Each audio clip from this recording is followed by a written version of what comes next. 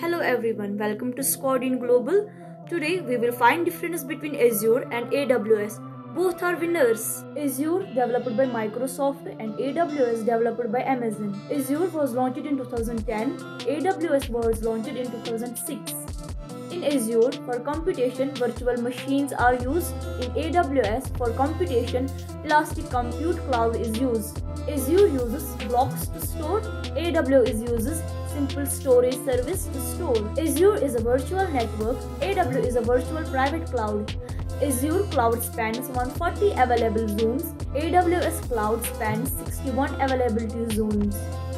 SQL databases, MySQL, Cosmos DB, etc. are used in Azure for database. In AWS for database, RDS and DynamoDB are used. The pricing model offered by Microsoft is less flexible. The pricing model offered by AWS is more flexible.